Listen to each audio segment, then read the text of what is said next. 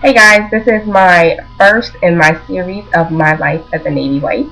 I'll just be giving little tidbits, my observations, and just chit chatting about life as a Navy wife or military spouse in general. Um, Please subscribe. Other Navy wives, Army wives, Air Force, Marines, Coast Guard. Um, Even though you guys aren't part of DoD anymore, still subscribe. Um, Let me see. I've been a Navy wife for 3 years. For security purposes, that I will not be giving out my husband's last name, of course, his ship he's on, or his rank. Um, let's see. First thing I learned as a Navy wife is forget everything you've always heard about military life. It is so different. It is really, really different. Because you hear that oh, they have free housing, and oh, they get paid a lot of money. They don't have to pay for anything. Yeah, right. You do pay for your housing. Comes out your BAH. You don't get that. um Military housing is good for when you first come into the Navy or the military, or if you have financial problems. That's how we got back on our feet. I was banging out babies back to back. I have a 1 year old and a 2 year old. They're 10 months apart. So I couldn't work. He was just, he wasn't at the rank he's at now. So it was hard. So I have to say that living in military housing for a couple of years really got us to the place where we're at now. Um, I have not worked since 2006 steadily. Um, I left a full-time job and moved down here. And to me, I'm an LPN. I don't want my RN. I'm going to school right now for business management. I want to run the whole facility. I don't want to just be the nurse anymore. Um, so I graduate in April with my degree in healthcare business management. Um, Excuse me, it's that time of the year where I'm going to lose my voice. Anyway, um, so I mean, I moved down here. I took a $6 pay cut. Um, I didn't have a choice because to me, if I married him, then I need to be with him. A lot of wives you see, I don't say a lot, I say a few wives, they don't move down or anywhere with their husband, they stay home. And I know of one person right now that's really affecting their marriage because it's just too much stress. If you can move with your husband, um, you have to follow, or else the marriage isn't really going to withstand you unless your marriage is like really, really, really strong, and it's just hard. So I moved down here with my husband. Um, I hate where I'm at. I hate it, but I make the best of it because I know, hey, he's got 5 more years in, and then I can go home. So that's how I look at it. Just 5 more years, then I can go home. Um, there are perks to being a military person. A lot of the perks, end up getting people in trouble when they first come in. You don't have a lot of money. You don't get paid well as an E1, E2, 3, 4, depending on how many kids you have. But, and when I say depending on how many kids you have, that means how your salary is going to affect your household. The more kids you have, the harder it'll be. Um, but what you'll have is a lot of credits. You'll be able to get credit easily because why? If you miss your payments, whatever, they go to your command. They can automatically have it drafted out your check.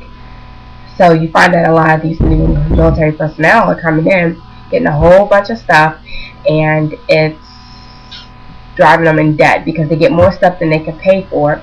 They end up not having any money for food, their electric or whatever. And my best suggestion is when you come in and you're one of the lower ranks, best to go ahead and get into military housing. That way you really don't have to worry about your bills.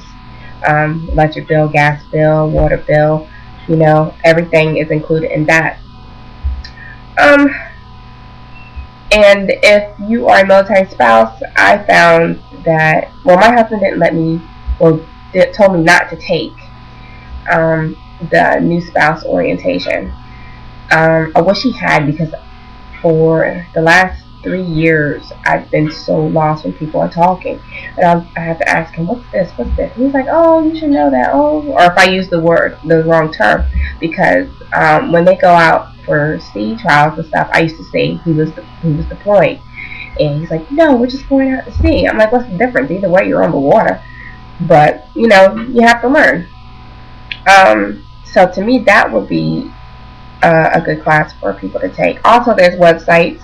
If you need any of those websites, just let me know. Personal message me. I'll send them to you.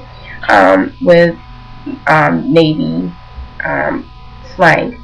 I bookmarked that because a lot of stuff, when he was talking about the head and like, oh, let me get off the phone, I have to go to the head. And I'm like, you're going to the what?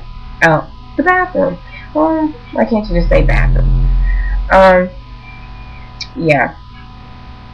Let's see, a lot of other myths. Can't think of any more right off the top of my head. I do find that a lot of soldiers don't like for their wives to work. Oh, that's another one. The saying that we are lazy wives, don't want to work.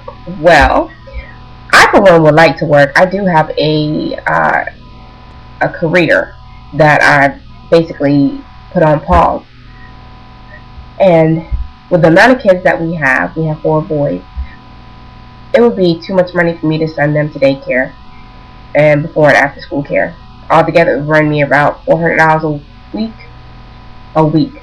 No, it's not worth me working. And the pay rate for me down here isn't very much. So, yeah, I'm not gonna go ahead and work and to pay daycare, which is basically what I'd be doing.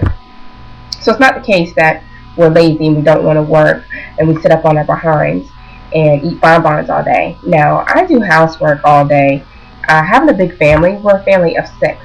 So that's a lot of work to do. I'm taking pause out right now just because I'm tired right now. Another myth is that we are sluts, whores, we cheat on our husbands. And I have to say, wives that do that really, really disgust me. But I'll do another video on that because I could give you some examples that would just like blow your mind.